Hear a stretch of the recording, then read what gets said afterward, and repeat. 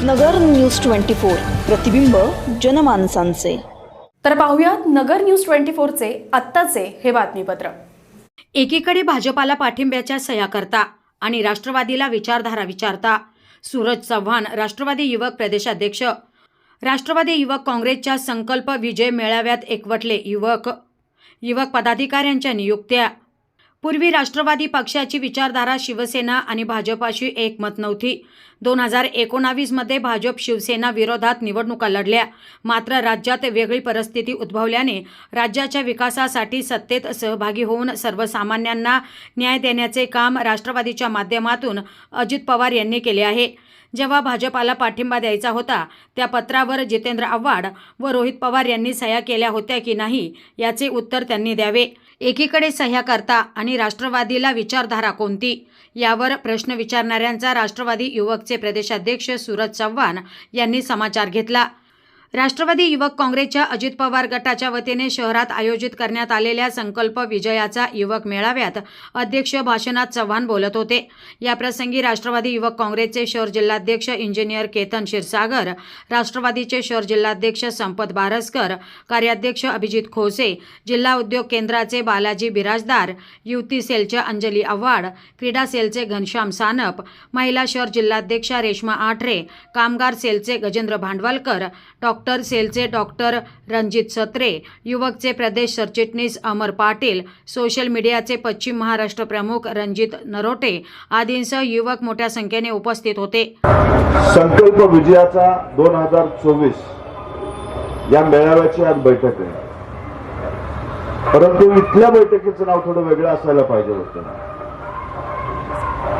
विजयाचा संकल्प आपला कधीच झालेला आहे। इथं आपला संकल्प 50,000पेक्षा जास्त निवडून आणण्याचा ही जर टॅगलाईन असते आणखी चांगलं झालं असतं। संग्राम भैया माझे सर्वात जवळचे मित्र आहेत आमदारापैकी।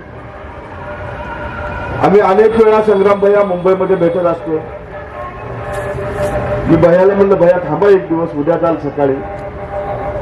त्यांचं मन काही मुंबईत कधी रमत नाही। उशीर झाला तरी ते म्हणतात मला नगरला जायचंय। इतकी मतदाराबद्दल काळजी असणारा एकमेव आमदार कोण असेल तर त्या आमदाराचं नाव हे संग्राम जगताप आहे। हे आवर्जून मला सांगायला आवडेल, कारण आपली जी बांधिलकी आहे, ज्याने आपल्याला प्रतिनिधित्व करण्याची संधी दिलेली आहे, त्या माणसांबद्दल इतके आपुलकी असणं हे कदाचित अशा लोकप्रतिनिधी भेटणं सुद्धा नशीबवान आहे। मी ज्या मतदारसंघातून येतो त्या मतदारसंघात आमचे आमदार आम्हाला वर्षात एकदा ते 2 वेळा भेटत असतात। आता ते कुण्या पक्षाचे तिथे सांगत नाही, परंतु ही त्यांची भेटण्याची पद्धत। परंतु संग्राम भैया मला वाटतं वर्षातून 1 ते 2 वेळा भेटत नसतील, ही त्यांची भेटण्याची पद्धत आहे।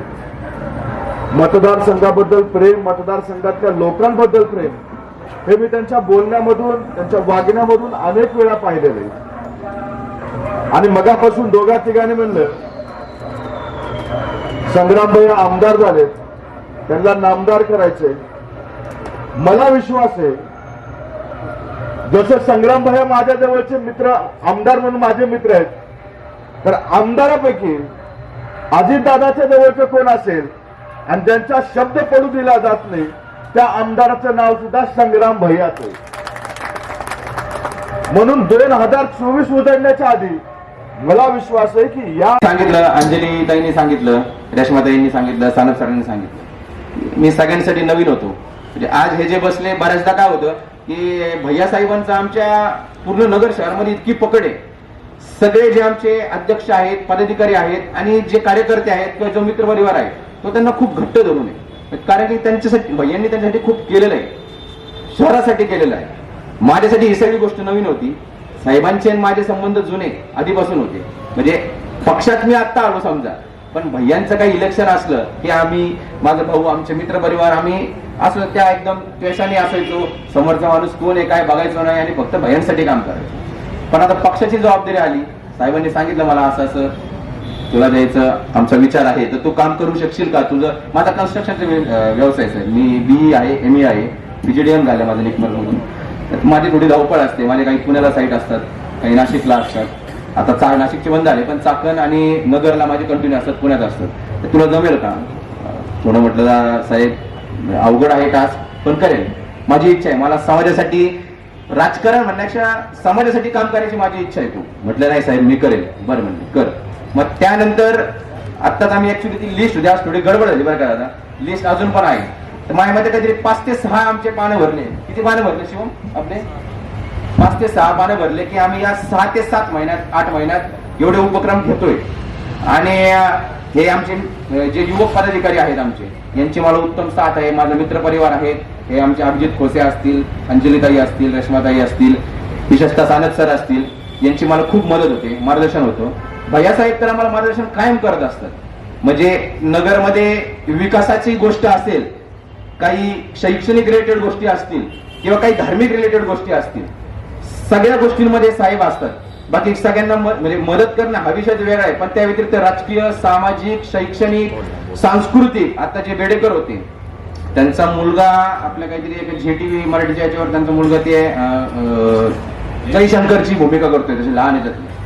तर जे सांस्कृतिक म्हणजे आपल्या राष्ट्रवादी सोबत तुम्हाला पण माहिती आहे, बऱ्याचदा सांस्कृतिक क्षेत्रातील लोक लवकर अट्रॅक्ट होत नाही, पण भैयांनी यांना पण सगळ्यांना एकत्र करून ठेवलेलं आहे. संघटनेमध्ये एखाद्या दुसऱ्या संघटनेमध्ये काम केलेल्या एखाद्या मुलाला साहेब युवक काँग्रेसची जबाबदारी देतील. अचानक आम्ही एक दिवस आयुर्वेदला गेलो, साहेबांनी सांगितलं की सगळेजण आयुर्वेदला या. आम्ही गेलो आणि आम्हाला असं कदाचित एक्सपेक्ट होतं की विद्यार्थी काँग्रेसमध्ये ज्यांनी काम केलेलं आहे त्याला युवकचं पद साहेब देतील. आणि एकदम नवीन चेहरा आमच्या समोर आला आणि राष्ट्रवादी युवक काँग्रेसची जबाबदारी केतनच्या खांद्यावरती साहेबांनी दिली. खरं तर ती वेळ अशी होती की कुणालाच विश्वास बसत नव्हता की साहेब नवीन एखाद्या कोणा चेहऱ्याला संधी देतील. परंतु 6 महिन्यापूर्वी केतनला संधी मिळाली, त्यावेळेस केतनने त्याची कार्यकारिणी जाहीर केली होती. त्याच्यानंतर अजितदादाचं नेतृत्व आमदार संग्राम भाई यांनी स्वीकारलं. निश्चित साहेबांची जी ध्येय असणार आहेत, साहेबांचे जे धोरण असणार आहेत, जी दिशा आमचे साहेब आम्हाला देणार आहेत ती दिशा आमच्यासाठी पूर्व दिशा होती. साहेबांनी अजितदादांसोबत जाण्याचा निर्णय घेतला. निर्णय घेतल्यानंतर पहिली शहराची जर कार्यकारिणी कोणाची जाहीर झाली असेल तर ती केतनची कार्यकारिणी राष्ट्रवादी युवक काँग्रेसची शहरामध्ये जाहीर झाली होती.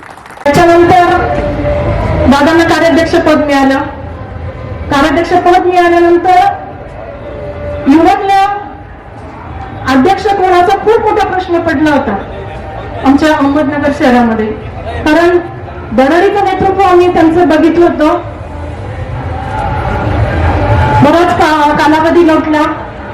नंतर अंजलीताईंनी सांगितल्याप्रमाणे आम्हाला अचानक असं धक्काच बसला होता की केतनजी क्षीरसागर यांची निवड झाली. पहिल्यांदाच आम्ही त्यांना बघितलं होतं. मी तर पहिल्यांदाच त्यांना राष्ट्रवादी भवनमध्ये पाहिलं होतं. पण नंतर असं जाणवलं की केतनजी खूप मनमिळावू पण आहेत आणि आम्हाला सगळ्यांना पण त्यांनी सामावून घेतलं त्यांच्या ह्याच्यामध्ये.